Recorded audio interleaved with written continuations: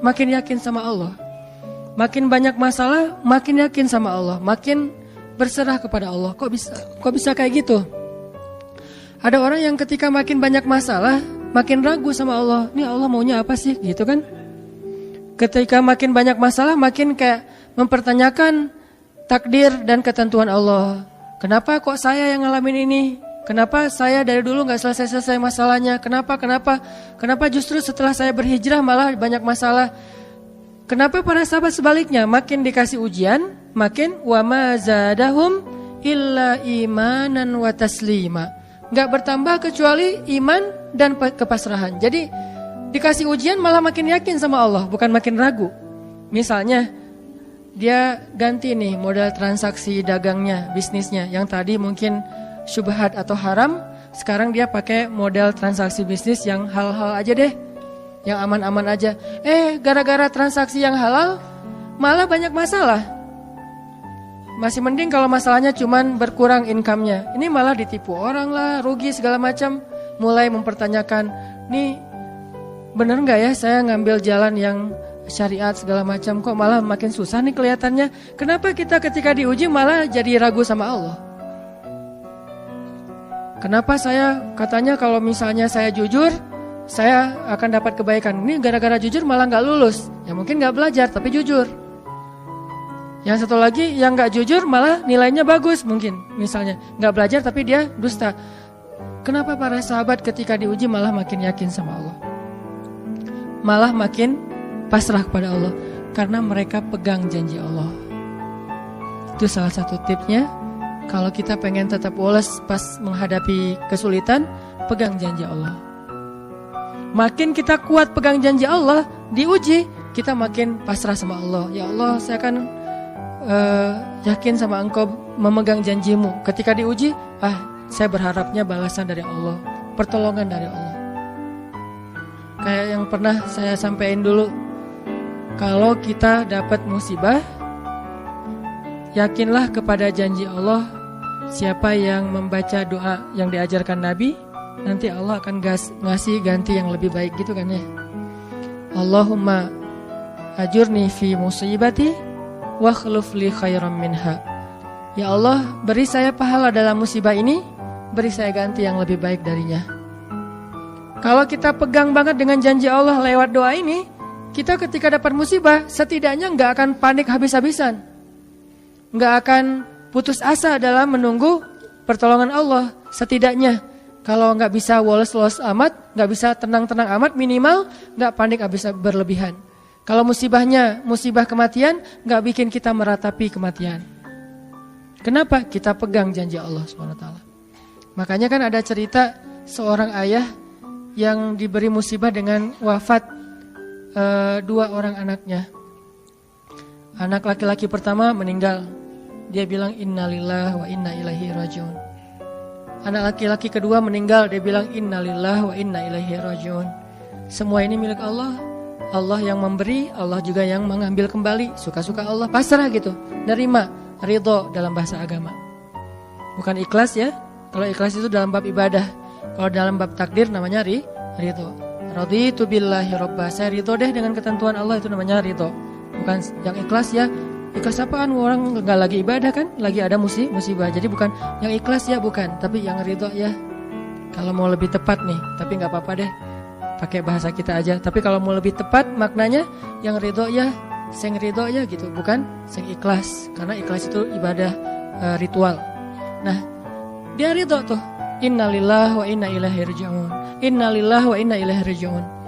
Yang ketiga, meninggal juga. Dan dia mulai agak ragu nih, kok gini-gini amat ya. Suatu malam dia bermimpi 2 anaknya itu, dalam mimpi itu ayah ini mau jatuh ke sebuah jurang yang di bawahnya api, kayak api neraka gitu. Ditarik sama 2 anaknya, cuman gak kuat.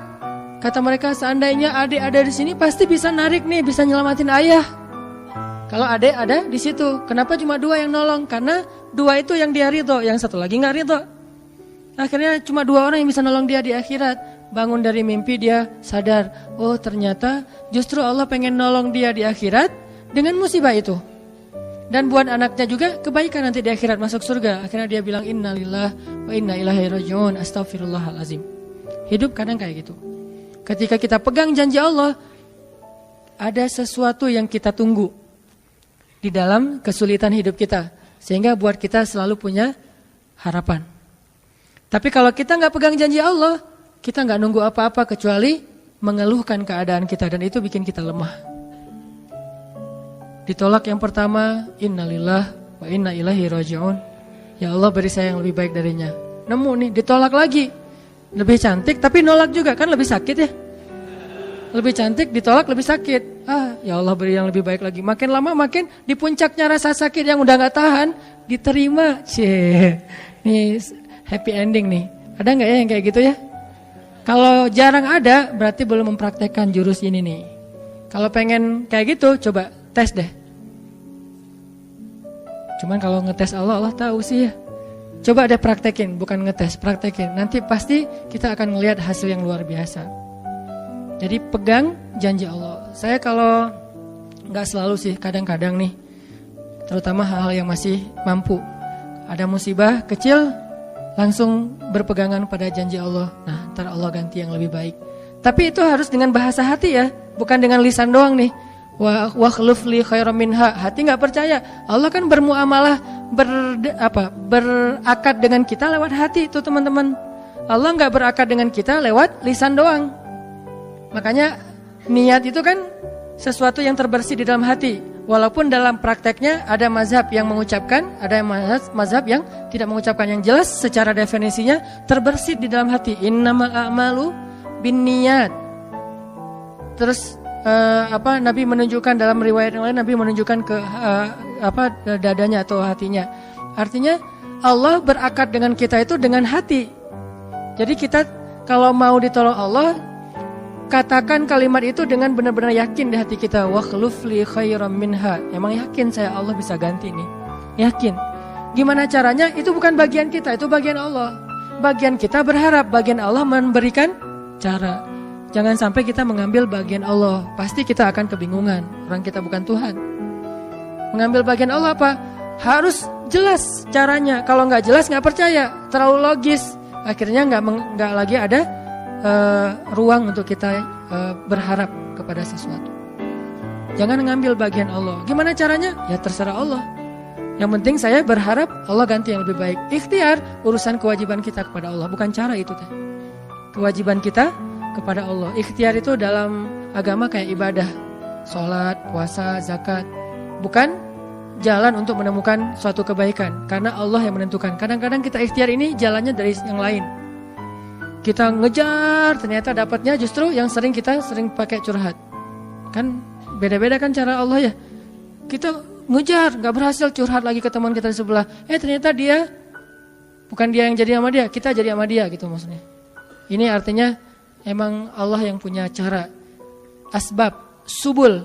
Walladzina jahadu fina lanahdiyannahum subulana. Orang yang bersungguh-sungguh di jalan kami yang akan tunjukkan kepada cara-cara menuju kepada kebaikan. Subul, bukan cuma satu. Kalau satu sabil, ini berarti Allah yang punya cara. Ya Allah, beri saya ganti yang lebih baik. Saya yakin banget nih. Kata teman kita, caranya gimana? Kayaknya mustahil deh. Allah punya cara. Allah bisa mendatangkan sesuatu dengan cara-cara yang kita mengerti, ilmiah, logis. Bisa yang dengan cara yang kita nggak ngerti, nggak ilmiah, nggak logis. Bisa juga dengan sebalik dari apa yang kita ngerti. Kita ngertinya gini, Allah bikin yang sebaliknya. Allah punya banyak cara. Contoh, Allah mendatangkan kita, melahirkan manusia itu dari pasangan ayah dan ibu. Ilmiah, logis, bisa dijelaskan secara keilmuan. Tapi Allah juga bisa mendatangkan seorang anak tanpa ayah seperti Isa dari rahimnya Siti Maryam yang suci. Atau bisa juga mendatangkan seekor onta bukan dari induknya tapi keluar dari batu seperti ontanya Nabi Solih. Allah bisa mendatangkan segala sesuatu dari cara-cara yang yahtasib aw la yahtasib. Yang kita mengerti atau kita tidak mengerti. Makanya Allah mengatakan wa yarzuqhu min haitsu la yahtasib. Allah kasih rezeki dari jalan haitsu la yahtasib, yang gak pernah kalian duga. Berarti kalau masih keduga, bukan itu jalannya. Bisa sih kayaknya jalan ini, bukan itu. bisa sih gini, bukan itu. Terus jalannya apa? Yakin, itulah jalannya. Allah yang akan mendatangkan dengan surprise. Kayaknya surprise itu lebih seru sih. Dan surprise Allah itu emang pasti. Kalau surprise teman kita pas kita ulang tahun, kenapa ya hari ini kok biasa-biasa aja ya, nggak ada yang ngucapin, nggak ada yang ngasih hadiah misalnya ya. Kita masih berharap, mungkin mereka pengen ngasih surprise. Nanti malam-malam tiba-tiba saya masuk ke rumah, saya buka pintu rumah saya, tiba-tiba orang udah ngumpul semua di dalam rumah, terus ngasih surprise happy birthday gitu, balon segala macam, gitu-gitu deh. Bisa. Tapi apakah itu terjadi? Belum tentu. Pas kita pulang ke rumah udah siap-siap gitu. Gua mah nggak akan kaget lah, yang gitu-gitu pasti udah disiapin. Buka pintu, ngelihat ke dalam, jalan pelan-pelan, nyalain lampu, kosong, nggak ada siapa-siapa. Manusia bisa gitu banget kan? Teman kita atau pasangan kita berpikir, pasti dia ingat lah, nggak mungkin dia nggak ingat hari jadian kita atau hari putus kita terus jadian lagi, atau hari lahir lah minimal, pasti dia ingat. Tapi belum tentu dia bisa ngasih kita surprise seperti yang kita harapin. Kalaupun dia ngasih surprise, kadang-kadang kado atau hadiahnya itu nggak seperti yang kita harapin, biasa-biasa aja ternyata. Mungkin dia lagi nipis keuangannya, nggak punya modal apa-apa, ya udah ngasih apa yang ada aja, pulpen, permen. Nah, Allah nggak gitu. Allah kalau ngasih surprise itu benar-benar ngasih dan buat kita benar-benar ngerasa beruntung kalau kita percaya. Makanya berakatlah dengan Allah lewat hati. Hadza ma wa'adanallahu wa rasuluh wa sadaqallahu wa rasuluh. Benarlah Allah dan Rasul. Hasbiyallah atau apapun ucapan-ucapan belief, termasuk wa khluf li khairam minha, beri saya ganti yang lebih baik darinya. Tapi kita berakad itu dengan hati. Allah tunjukin tuh. Ini yang bisa bikin kita sedikit lebih tenang atau banyak bisa dapat ketenangan kalau kita dalam kondisi yang sulit. Kalau diuji dalam hal-hal yang kayaknya mentok gitu. Mau kemana lagi nih? Mau gimana lagi nih? Mau apa lagi nih? Kan gitu kan? Udah gak tahu lagi mau gimana, mau kemana, mau apa, mau siapa lagi nih? Kayaknya semua yang di list reunian udah ditembak satu-satu, gagal semua gitu kan? Mau siapa lagi nih? Teman kuliah udah, teman SMA udah, sampai teman SD juga udah. Masa nyari teman TK gitu kan ya? Nyari semua nolak, ke siapa lagi? Allah yang punya siapanya. Kadang-kadang siapanya Allah itu kita nggak pernah ngeduga. Yang kita nggak pernah mau ke situ karena berpikir nggak mungkin deh kalau itu mah. Justru kita nggak ngedatangin dia karena kita nggak percaya mungkin. Tapi buat Allah apa sih yang nggak mungkin? Julaibib dengan kondisi rakyat jelata banget ketemu seorang cewek yang selebgram banget, bisa aja tuh. Apalagi kita yang insya Allah nggak julaibib amat lah ya. Masih kerenan dikit lah. Walaupun mungkin solehnya pasti jauh dengan Julaibib. Tapi secara fisik ya kita bukan budak. Kita bukan orang yang seperti digambarkan di dalam hadis gimana fisiknya Julaibib sangat pas-pasan. Walaupun tingkat kesolehannya jauh. Pasti sahabat itu tidak tergantikan, tidak tertandingi. Oke. Itu satu kasus di Al-Quran gimana Wallace dengan modal pegang janji Allah.